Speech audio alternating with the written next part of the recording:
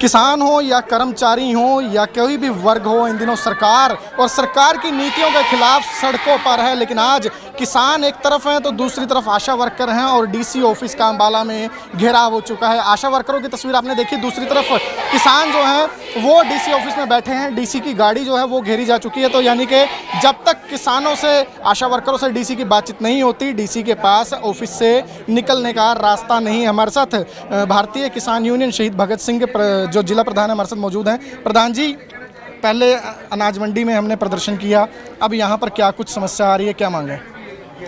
जो अनाज मंडी के अंदर हमने प्रदर्शन किया था वो मार्केट कमेटी के दफ्तर के अंदर किया था, लेकिन जो हमारी मांगें थी वो उपायुक्त महोदय अम्बाला के पास थी। और जो हमारे बीच में आज हमारे आशा वर्कर पहुंची हैं, इन्होंने हमारे गांव माजरी में जाकर हमारे को एक ज्ञापन दिया था और हमने इनका समर्थन किया था। आज ये हमारे समर्थन में हैं और हम इनके समर्थन में हैं। आज किसान यूनियन शहीद भगत सिंह अपनी आशा वर्कर हमारी नारी शक्ति के साथ हैं। जो भी लड़ाई अम्बाड़े के अंदर चलेगी, किसान यूनियन शहीद भगत सिंह इनका डटकर हौसला अफजाई करेगा और इनका सम्मान करेगा और इनके साथ करेगा। प्रधान जी, किसान पहले से ही 1.5-2 साल हो गए लगातार सड़कों पर है। अब आशा वर्कर हो, कोई सरकारी कर्मचारी हो, वो सब सड़कों पर बिठा दिया सरकार ने। देखिए, जो भारत की सरकार है वो लोकतंत्र की सरकार नहीं अपने को समझती। इसका जवाब 2024 में हम देंगे। लेकिन ये लोकतंत्र देश है, यहाँ वोट से ढांचा तय होता है सरकार का। वो ढांचा इस बार कुछ और ही देखने को मिलेगा। जो नारी शक्ति है, ये आशा वर्कर हैं, हमारी बहनें हैं, हमारी माताएं हमारे ही गांव से, हमारे परिवारों से हैं। लेकिन इनका इस हरियाणा सरकार ने, खासकर खट्टर सरकार ने बहुत ज़्यादा अपमान किया है। इस नारी शक्ति के अपमान का बदला किसान यूनियन शहीद भगत सिंह लेने के लिए आज तैयार हो गई है। आप देख रहे हैं कि एक तरफ नारी शक्ति बैठी है और एक तरफ किसान यूनियन बैठी है। हमारे उपायुक्त महोदय की गाड़ी है, आज ये गाड़ी यही आराम करेगी। इसको भी आज छुट्टी मिलेगी चलने के लिए। डीसी साहब आए नहीं मिलने अभी तक, 1 घंटे के करीब हो गए। हमने डीसी साहब को बुलाया ही नहीं अभी मिलने के लिए। हमने तो धरना लगाना है लगातार, हमारे को जरूरत नहीं पड़ रही। डीसी साहब से हमारी कई बार यहाँ से मीटिंग हो चुकी है, लेकिन वो मीटिंग का जो फल होता है वो नकारा होता है, वो कड़वा होता है। कोई फल ही नहीं लगा इस बात का, तो हम बात भी नहीं करना चाहते। हमने तो निश्चितकालीन धरना लगाना है यहाँ, वो धरना हमने लगा दिया। मैडम, आज किसान भाइयों का पूरी तरह साथ मिल गया, डीसी साहब के ऑफिस का घेराव कर लिया, अगली क्या रणनीति है आप लोगों की? आपको पता है कि अब हमारी हड़ताल जो है 60वें दिन की तरफ बढ़ रही है। 58 दिन हमारी हड़ताल को हो गए हैं और झूठे आश्वासन सरकार से मिल रहे हैं। ये एक जो है मजदूर और किसान एकता जिंदाबाद साझा संघर्ष है हमारा, किसानों का, मजदूरों का, आशाओं का, जो सरकार के शोषण के खिलाफ आवाज़ उठा रही है। इस सरकार की कुरीतियों के खिलाफ जो है वो हमारी एक साथ मिल के आवाज़ है। हम 8 अक्टूबर को करनाल रैली में, ललकार रैली में पूरा किसान भाइयों का साथ देंगे और उसमें भागीदारी करेंगे।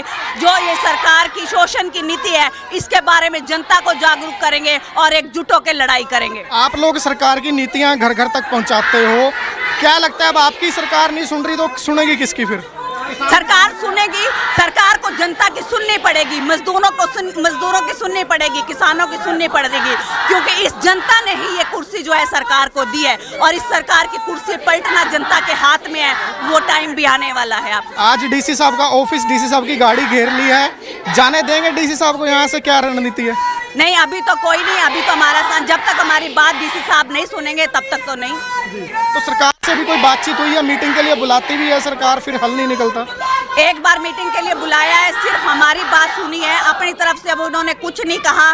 क्या आशा वर्कर को देंगे, क्या बढ़ाया जाएगा? 5 सालों से कोई बढ़ोतरी नहीं हुई। आशा वर्कर की डिमांड स्थायी कर्मचारी की है और आपको पता है 65 साल रिटायरमेंट की उम्र भी मांग रही है आशा वर्कर। और 5 साल से जो बढ़ोतरी नहीं हुई है, रुकी हुई है, उसको बढ़ाया जाए, हर साल बढ़ोतरी हो और जो है ये जनता का भला हो। अल्ट्रासाउंड, एक्सरे की मशीनें जो है हर हॉस्पिटल में पहुंचे, जो खाली पद उन्हें भरे जाएं, लेडीज़ जो कि सीटें खाली पड़ी हुई डॉक्टरों की वो भरी जाएं। हम तो जनता की सुविधाओं के लिए आवाज़ उठाते हैं, आशा वर्कर अपने साथ साथ जनता की, मजदूरों की आवाज़ उठाते हैं। प्रधान जी, जो फसलें खराब बाढ़ में हुई थी उसका तो मुआवजा दिया नहीं, पराली के चालान काटने शुरू कर दिए। बहुत ही निकम्मी सरकार, कटिया सरकार और बेदर्द सरकार, जिनको शर्म नहीं आती कल डीसी साहब ने लोकेशन भेजी है डीडीए अम्बाड़ा को, मेरे को पता चला है सूत्रों के बीच में से, और तभी खेती बाड़ी वालों में से कुछ साथी फतेहगढ़ जटवाड़ के अंदर किसानों का चालान काटने के लिए चले गए। मैं डीसी साहब से प्रश्न करना चाहता हूं भी 2 बार मीटिंग तुम्हारे साथ हुई है मैं अंदर दफ्तर के आपके, आपने मेरे को हर शुक्रवार की बात कही भी शुक्रवार को प्रधान जी आपको बता दिया जाएगा।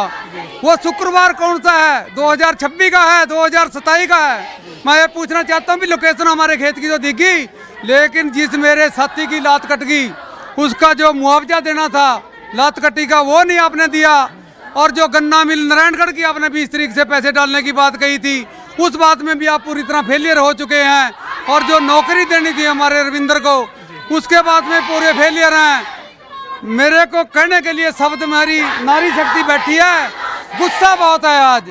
अगर आप किसानों की मांग को पूरी नहीं कर सकते और आपके द्वारा वादा किया गया पूरा नहीं कर सकते तो आपसे विनती है पंचकुला के अंदर अपनी जो ज्वाइनिंग है शिफ्ट करा लें। आज आप क्या जवाब देंगे जनता के अंदर? भी मैंने 2 बार किसानों को रविंदर के इलाज के पैसे और नौकरी की बात की थी, आज ये जवाब आपको मंच के माध्यम से यहाँ आकर देना पड़ेगा। जवाब जब तक जवाब नहीं मिलेगा बैठे हैं यहाँ पे। जवाब के हम जवाब आज लेने भी नहीं आए, हम अनिश्चितकालीन धरना ऐसे ही लगाएंगे। जो हमारी नारी शक्ति है, हमारी बहनें, हमारी माताएं हैं, इनके साथ अभद्र व्यवहार हमारे के अंदर किया है, आज हमने इनका समर्थन कर दिया है।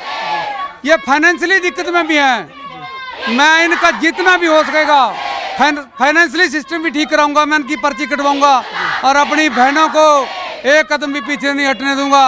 ये डट कर विरोध करें सरकार को, सरकार का पलटने का काम करें, और जो इनकी मांगे हैं इनकी सरकार को माननी पड़ेगी। हमारी जीत होगी, लड़ेंगे और जीतेंगे। बिल्कुल लड़ेंगे जीतेंगे। मैडम क्या कहेंगे? धरना लगातार आपका जारी? बिल्कुल जारी है। जैसे कि हमारे किसान भाइयों ने हमें समर्थन दिया है, हम इनका शुक्रिया अदा करते हैं और इनके साथ कदम कदम पे रहेंगे। और जैसे कि आपको पता है हमें धरना स्थल की जगह नहीं दी जा रही। हम पहले कितने दिन यहाँ पर बैठे हैं, डीसी साहिबा के डीसी पे बैठे हैं, उसके बाद हमें उठा के अनाज मंडी में दे दिया गया। अनाज मंडी में अब वहाँ पे भी जगह नहीं रही किसानों के लिए। आपको पता है कितना बुरा हाल हो रहा है, वहाँ पे भी जगह नहीं है, फसलें आ चुकी हैं। और हम बार बार यहाँ से डीसी से जो है अपनी धरने की जगह मांगने आते हैं, हम यहाँ से बार बार उठा दिया जाता है। इस तानाशाही का जवाब तो हमें लेना पड़ेगा। जब आशा वर्कर हड़ताल पे बैठी हैं, आज 60वें दिन की तरफ बढ़ रही हैं, तो इनको जगह क्यों नहीं दी जा रही है? हड़ताल पे बैठने के लिए इनको धरना स्थल क्यों नहीं दिया जा रहा है? वो भी हमारी मांग है सरकार से। तो बड़े सवाल हैं। किसान और आशा वर्कर एक साथ हो चुके हैं, डीसी की गाड़ी का, डीसी के कार्यालय का घेराव हो चुका है, और देखना यही होगा कि डीसी साहब ने जो आश्वासन, जो वादे किए हैं वो पूरे हो पाते हैं या नहीं।